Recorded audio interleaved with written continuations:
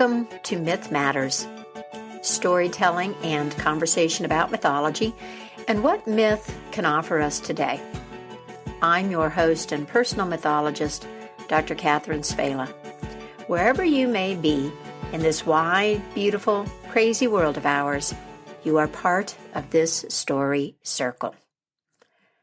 The hero is a central figure in our old myths and stories. The hero can often provide inspiration or comfort. These stories can help us find our courage or feel a bit more powerful. And at the same time, the image of the hero is also a burden. The striving is stressful, and this can make us rigid and fearful of failure. It can also feed hubris, the blind pride of me, myself, and I. I did it. The accomplishment is mine alone. And there's another problem. The way the hero we imagine today feeds the terrible loneliness of our time. Hero narratives in the dominant culture have combined with modern myths of the individual and individualism to paint a picture of the solo actor, the person who accomplishes amazing feats single-handedly, who battles against enemies or the odds alone. And yet, companions, helpers, and circumstances that can best be described as fate are always part of the story, part of life. I have been part of many conversations over the years about the search for alternatives to the hero narrative. And there is a great space opening up for new stories. At the same time, our collective fascination with the hero has fueled interpretations and revisions to the stories that are already in our possession. Some have found or fashioned hero narratives from stories in which this is, at best questionable. Reapproaching, then, myths and stories with awareness of the common predilection to turn them all into tales about the hero is one step in deconstructing the hegemony of the image and understanding our need for it. Lots of storytellers and crafters of story, psychologists, philosophers, and cultural commentators are engaged with this notion of the hero today, and I count myself among them. At the same time, coming to terms with the role of the hero in our stories and in our lives is an important personal challenge. It's something that each one of us needs to consider. How does the powerful influence of the hero image and heroic rhetoric affect you? How does it shape your expectations of yourself, of other people, and of life? I encourage you to reflect on this question as part of knowing and supporting yourself. Now, today, I want to tell you a story that might aid your process. It's one of the stories that's been refashioned very powerfully by Disney to convey our individualistic hero ideal. I'm talking about the fairy tale Briar Rose, collected by the Brothers Grimm. The more popular name for this story is Sleeping Beauty, a story you've probably heard before, yes? Or perhaps you've seen the famous Disney movie with the sweet Princess Aurora, or the more recent film Maleficent, a version of the fairy tale as told from the perspective of the 13th fairy, the one who places the evil curse on an innocent princess. Briar Rose, aka Sleeping Beauty, has pressed deeply into the cultural imagination. And yet, how many of us are familiar with this older, pre-Disney version?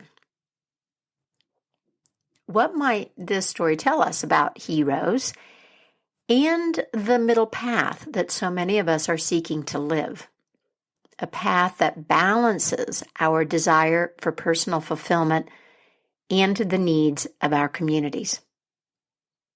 We can define a middle ground between the model of extreme individualism or the anonymity of absorption into the collective, my friends. These are not our only choices. So I invite you to relax and listen. Let your imagination roam and take you where you need to go right now. If a detail or moment in the story snags your attention or feels significant, make a note.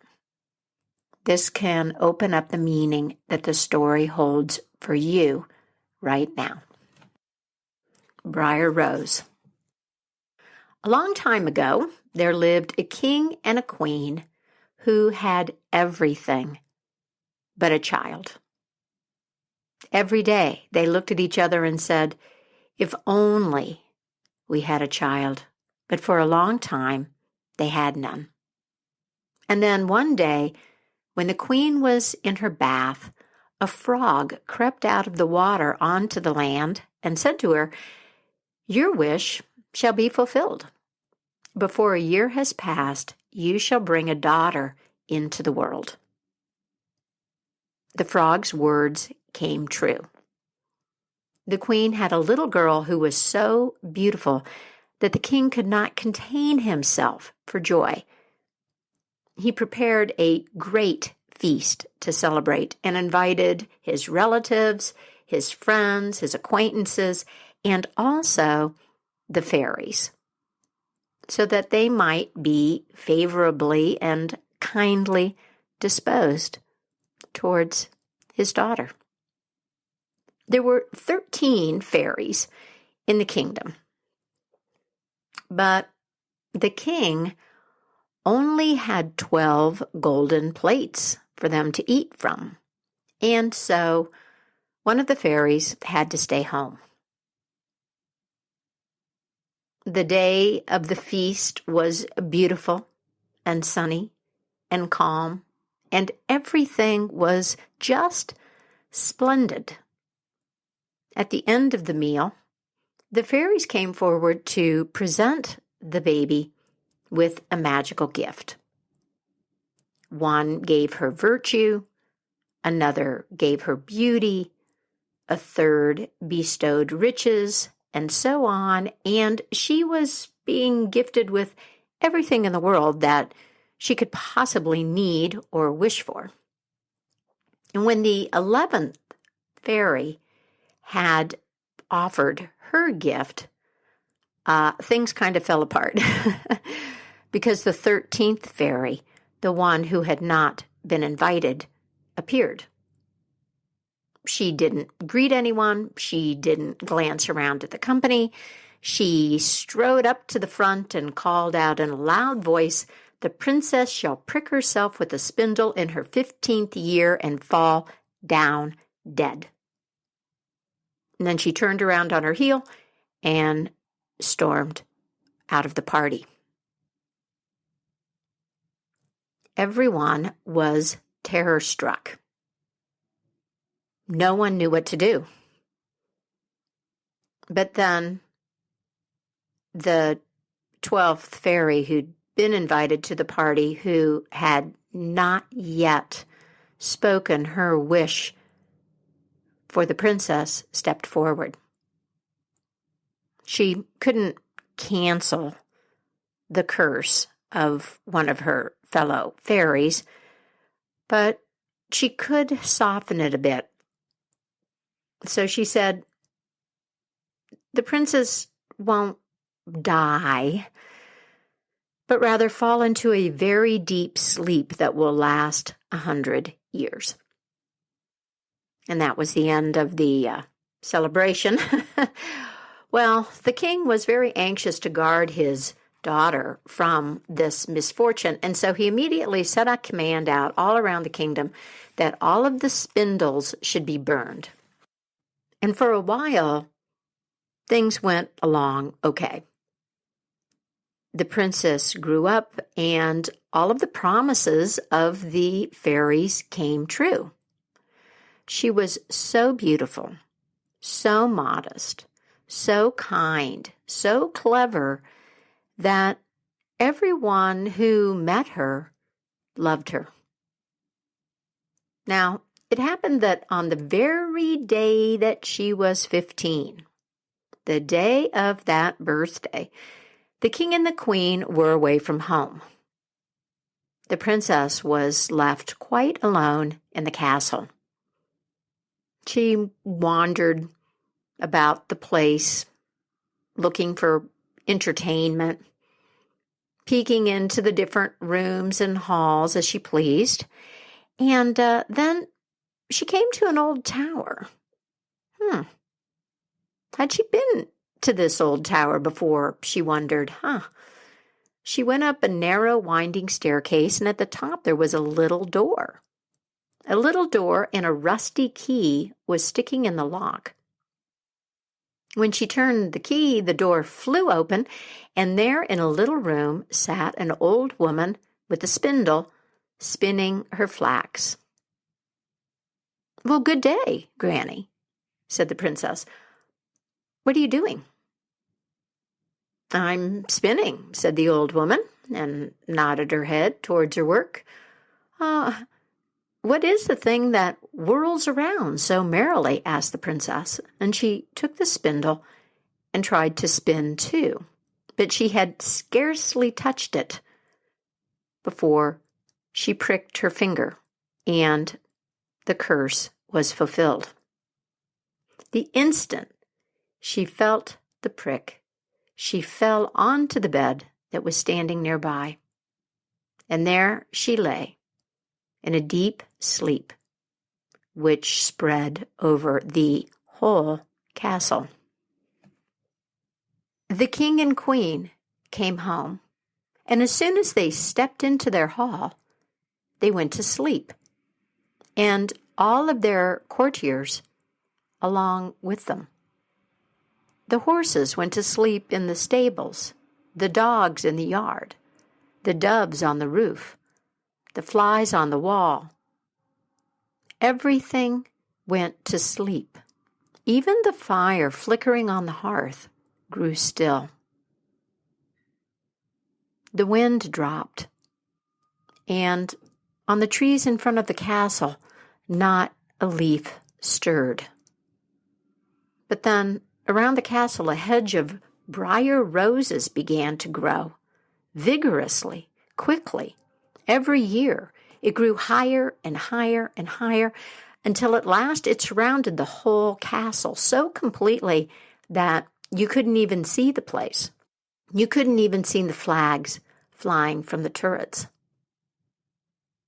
And a legend developed in the land about a lovely sleeping Briar Rose, as the king's daughter was then called, behind that fearsome hedge. From time to time, princes came and tried to force their way through the hedge into the castle. But they found it impossible. The thorns acted as if they were hands to hold them fast. And one prince after the other got caught in the hedge and, unable to free himself, died a miserable death.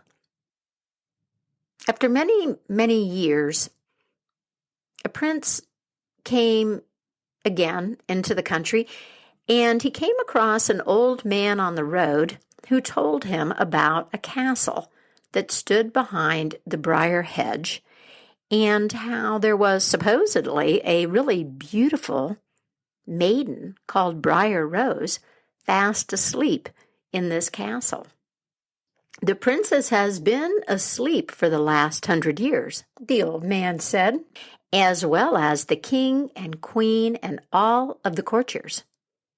My grandfather told me that there have been other princes who came and sought to slash their way through the briar hedge, and, well, they were not successful, and it's a pretty sad death. The prince listened to the old man, and then he said, I'm not afraid. I am determined to go and look upon this lovely maiden called Briar Rose. The old man tried to discourage him. He mentioned all of those dead princes hanging up in the rose bushes once again, but this prince would not listen to his words. And he made his way to the castle and the hedge. Now, however, the 100 years had just ended, and the day had come when Briar Rose was supposed to wake up again. So when the prince approached the hedge, it was in blossom. It was covered with beautiful large flowers, and the flowers and the thorns just parted. They made way for him of their own accord, and he passed through this hedge unharmed into the courtyard and then into the castle. He saw the horses and the dogs all fast asleep. He noticed the flies asleep on the walls and the king and the queen in their throne room fast asleep. The still fire on the hearth. He wandered around for some time, and then he too came to the tower and went up those narrow stairs. He opened the door into the little room where Briar Rose was asleep. And there she lay. She looked so beautiful. He couldn't take his eyes off of her. He bent down and gave her a kiss. And as he touched her, Briar Rose opened her eyes and looked lovingly at him. She got up and they went down the stairs together. And everything she passed woke up. When they came down into the throne room, the king and the queen and all of the courtiers, they all woke up and looked at each other with astonished eyes. And then the horses in the stables stood up and shook themselves, and the dogs got up and wagged their tails, and the flies began to crawl around again, and the fire started crackling and blazing, and the whole place was once again awake. And then because this is a fairy tale, what happened next. The wedding of the prince and the Briar Rose was celebrated with all splendor, and they all lived happily until they died. This is not the story of a brave prince deciding to rescue a beautiful and passive princess, swashbuckling his way past all of the obstacles, and then giving her a rescuing kiss, now is it? The first thing I want to note is timing. Duh! He succeeds because she is going to be asleep for 100 years, and he happens to show up on the day that 100 years has come to an end. This reminds me of a comment by Ram Dass, who once said, "It's only when caterpillarness is done that I become a butterfly." That, again, is part of the paradox. You can't rip away caterpillarness. The whole trip occurs in an unfolding process over which we have no control. An unfolding process over which we have no control. Now, to the hero, that lack of control can be pretty scary. But to us regular human beings, knowing that there is a process that unfolds, that carries and propels us, well, that can be pretty reassuring. The internal dictates of the process that the princess is undergoing are so powerful that nothing else can happen or move or change or grow until she does. They all fall asleep with her, but then at exactly the right time, everyone wakes up. And this prince, who didn't know anything about her, well, he had to do something. I mean, he had to leave home, right? If he'd been sitting at home, he wouldn't have met the old man and he wouldn't have found out about the princess. On the other hand, he's transformed as she is because he happens to be in the right place at the right time. His destiny intersected hers. Now, in most versions of the story, the prince is battling the fairy, the 13th fairy, who is frequently portrayed as the enemy. So let's think about her for a couple of minutes. What is a fairy? The word fairy is connected to the Latin fata, the fates, that which is ordained, destiny. When we're in the realm of fairies, we're talking about fate.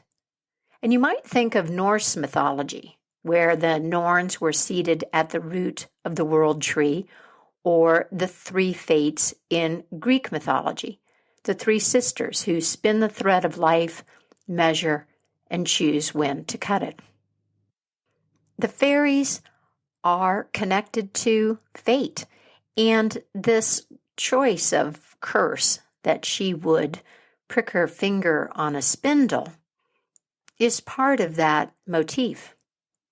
Destiny is the thread of life, and spinning is the act of creating a continuous thread from tangled fibers. Spinning and weaving have a long history of mythological and archetypal connections. Weaving is an image for creation and the mystery of existence. And I think it's kind of interesting that the word text and textile, words and cloth, share a common root, which means to weave. So here we've got this fairy who is fate, something that's communicated to us in a couple of ways. And it makes me wonder about the old woman then. The old woman is a crone. Maybe she's the evil, quote unquote, fairy in disguise, and maybe not.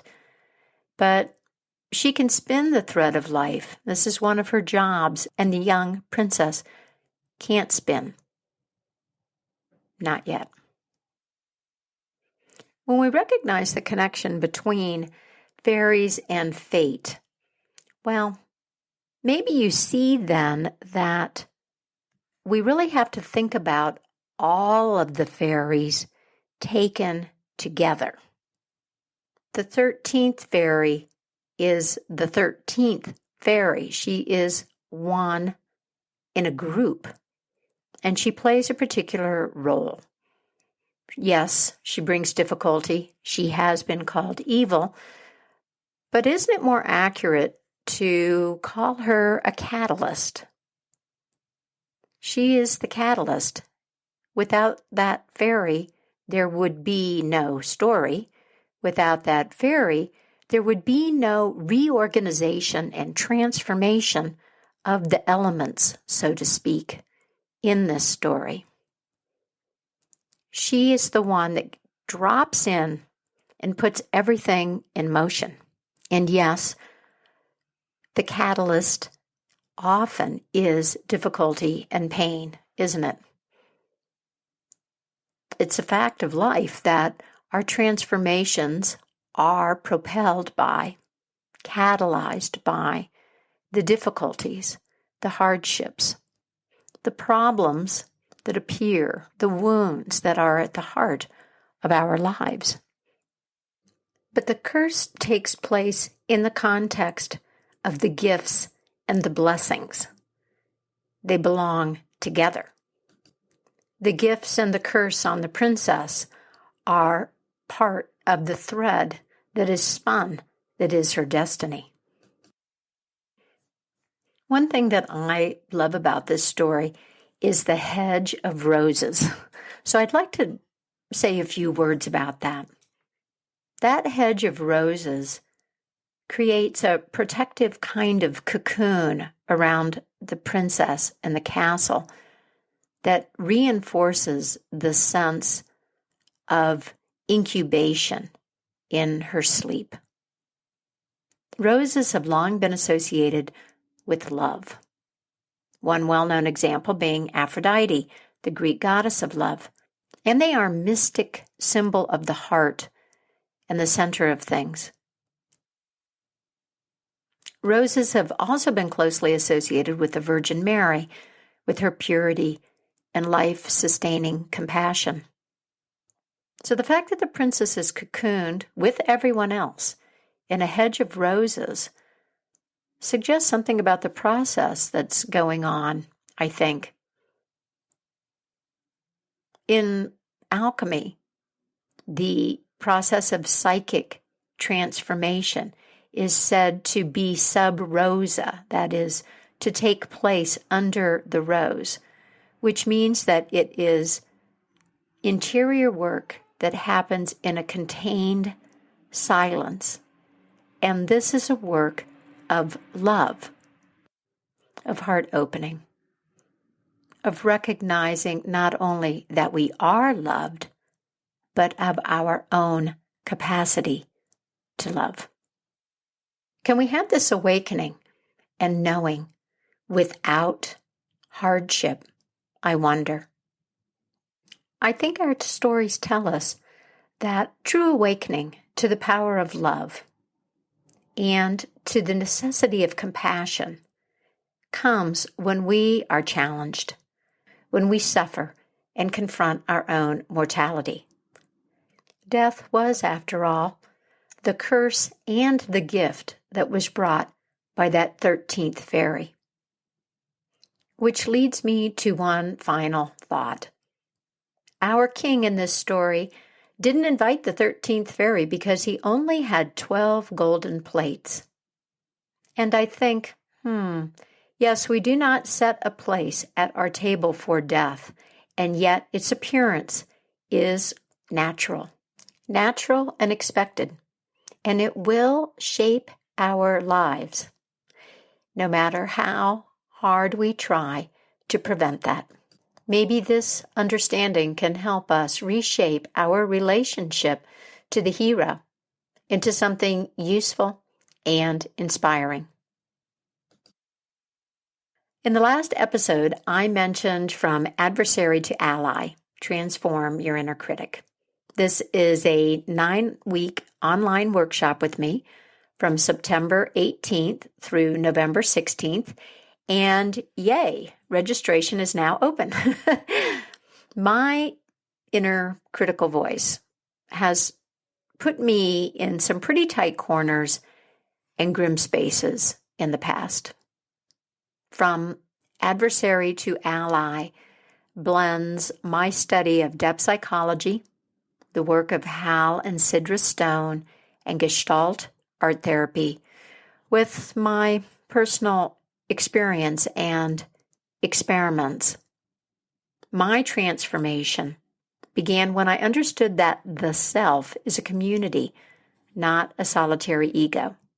I learned this from Jung and James Hillman and their description of the natural process of psychological development. The polymorphous image of the self offered me a lot of comfort and grounding. But then came the question, how do you take this truth of psychological life and move from the conceptual and abstract to a practical, lived approach?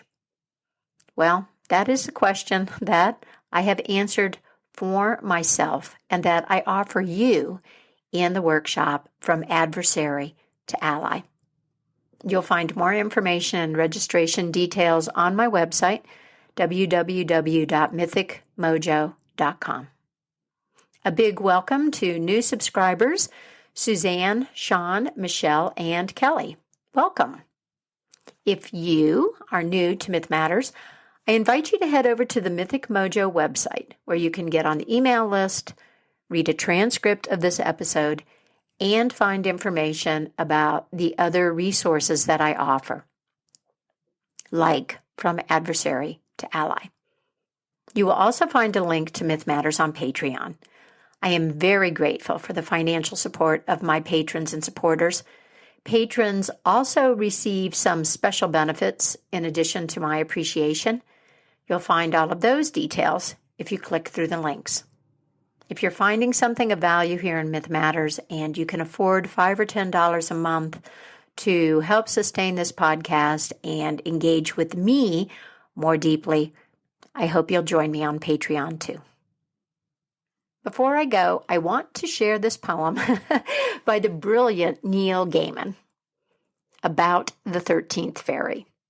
It's titled, Observing the Formalities. Observing the Formalities. As you know, I wasn't invited to the christening. Get over it, you repeat. But it's the little formalities that keep the world turning. My 12 sisters each had an invitation, engraved and delivered by a footman. I thought perhaps my footman had got lost. Few invitations reach me here. People no longer leave visiting cards. And even when they did, I would tell them that I was not at home, deploring the unmannerliness of these most recent generations. They eat with their mouths open. They interrupt. Manners are all, and the formalities. When we lose those, we have lost everything. Without them, you might as well be dead. Dull, useless things. The young should be taught a trade, should hew or spin, should know their place and stick to it. Be seen, not heard. Be hushed. My youngest sister invariably is late and interrupts. I am myself a stickler for punctuality. I told her, no good will come of being late. I told her back when we were still speaking, when she was still listening. She laughed. It could be argued that I should not have turned up uninvited. But people must be taught lessons. Without them, none of them will ever learn. People are dreams and awkwardness and gawk. They prick their fingers, bleed and snore and drool. Politeness is as quiet as a grave, unmoving, roses without thorns, or white lilies. People have to learn. Inevitably, my sister turned up late. Punctuality is the politeness of princes. That and inviting all potential godmothers to a christening. They said they thought I was dead. Perhaps I am. I can no longer recall. Still and all, it was necessary to observe the formalities. I would have made her future so tidy and polite. 18 is old enough, more than enough. After that, life gets so messy. Loves and hearts are such untidy things. Christenings are raucous times and loud and rancorous, as bad as weddings. Invitations go astray. We'd argue about precedence and gifts. They would have invited me to the funeral. That's Observing the Formalities by Neil Gaiman. If we have a better understanding of our need for myth and all that our old stories offer, we can live more satisfying lives. We can inhabit a better story and create a more beautiful, just, and sustainable world. And that's it for me, Catherine Savela, and Myth Matters. Thank you so much for listening. Take good care of yourself, and until next time, happy myth-making, and keep the mystery in your life alive.